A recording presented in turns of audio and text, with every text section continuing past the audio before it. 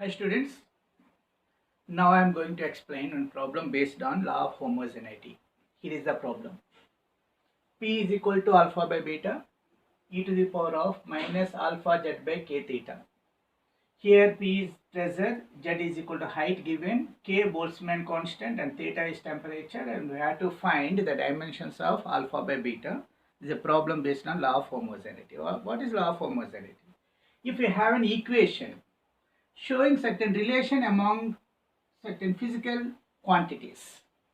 All the physical quantities which are supposed to be there in that equation should possess the same dimensions. Just for your understanding, V is equal to U plus Et. I am giving the basic concept of law of homogeneity. Here, this is velocity. This is velocity, L by T dimensions. And this is acceleration, L by T square into T.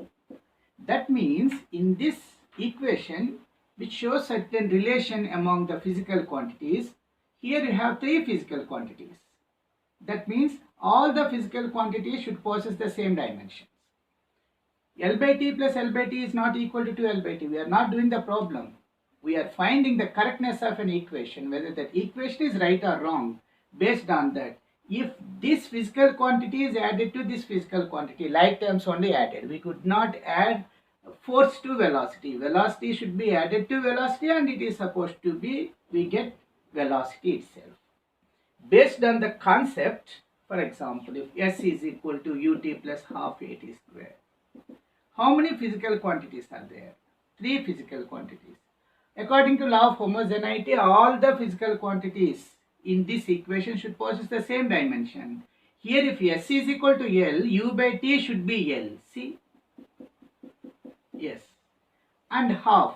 Number is not supposed to be derived. That is a constant, comes from experimental verification. At square. L by T square into T square. See? L, L, L. Don't think L plus L is equal to L. There are three physical quantities. According to law of homogeneity, all the three possess the same dimension. It is dimensionally correct. Based on that law of homogeneity, I would like to take this somewhat good example, so that I am going to find here alpha and beta are the constant values, and what is the dimensional formula for alpha beta. Before we go to this, I would like to give the dimensions of all the physical characters present in that equation. The first one is pressure. Pressure is nothing but force per area. That means force mass into acceleration by area length into breadth. Here, if you write the dimensions, m, acceleration lt power minus 2, length L and breadth L. After cancellation, the pressure dimension is equal to m, L to the power of minus 1, T to the power of minus 2. This is the dimension of pressure. So, I would like to write it here for the future use. M L minus 1 T power minus 2. F is equal to mass into acceleration. Acceleration dimension L T power minus 2, which is very, very important. Acceleration is nothing but V minus U by T. That is change in velocity, rate of change in velocity per unit time. How much change takes place? Velocity is nothing but L by T, and here T is L by T square. Lt power minus 2, that is nothing but the dimension of the acceleration. So we got power dimension. Okay. Now we are going to find the dimension of height.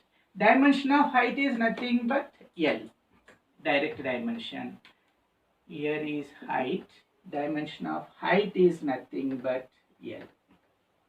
Now, dimension of theta, temperature. Okay. Now we are going to find the dimension of Boltzmann constant. What is the dimension of Boltzmann constant? Before that, we have to go through that universal gas constant, and after that we come to that Boltzmann constant. What is the relation between the Boltzmann and the universal gas constant we are supposed to discuss now. Just to recall, PV is equal to nRT, very common formula. And here R is nothing but universal gas constant. R is equal to PV by NT. Now I am going to find the dimension of universal gas constant. Pressure into volume into mole into temperature. Pressure we have calculated just now. M L to the power of minus 1 T to the power of minus 2. Volume, length into breadth into height. LQ. N, MOL, not MOLE. Temperature, nothing but Kelvin. So dimension of this is M, L to the power of, this is plus 3, minus 1. Minus 1, plus 3, cancel. L square, T to the power of minus 2 and Kelvin inverse, denominator written as numerator, and mole inverse. This is the unit of what? Dimension of universal gas constant. And if you have the value, that is nothing but 8.3, P into V is nothing but work, joule per mole Kelvin. This is 8.3 joule per mole Kelvin. This is related to universal gas constant. But what we required is Boltzmann constant. Here 8.3 joules per Kelvin is applicable to 1 mole of gas. 1 mole of gas contains 6 into 10 to the power of 23 molecules. 6 into 10 to the power of 23 molecules, gas constant is 8.3 joules per Kelvin. For 1 molecule, what is the value? That value only we call it as Boltzmann constant. Boltzmann constant is nothing but the universal gas constant for 1 molecule. What is universal gas constant?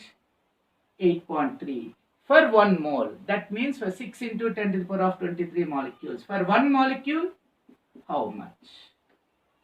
It is 1.3 into 10 to the power of minus 23. That is Boltzmann constant. Boltzmann constant is nothing but universal gas constant for 1 molecule. That means the units for Boltzmann constant could be written as 1.3 into 10 to the power of minus 23. It is universal gas constant only, joule per Kelvin. But we should not write per molecule.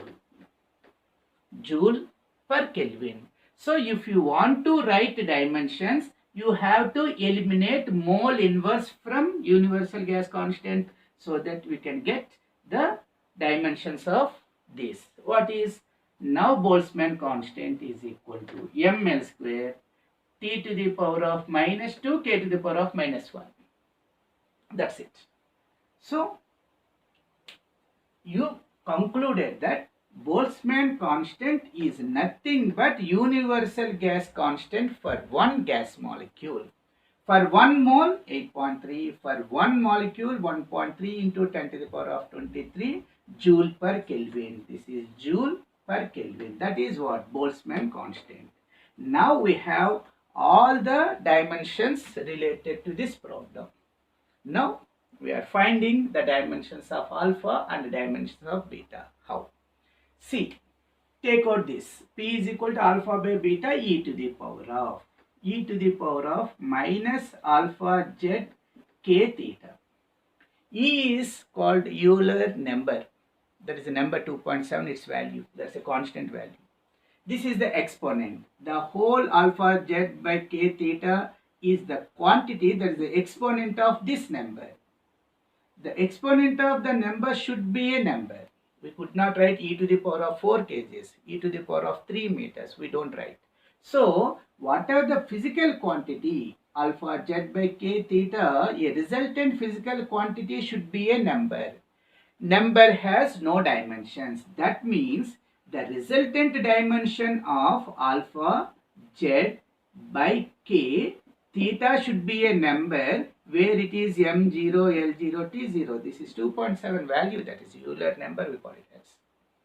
So we don't suppose to be keep that one. What you call it as a dimensional quantity. It is a dimensionless number.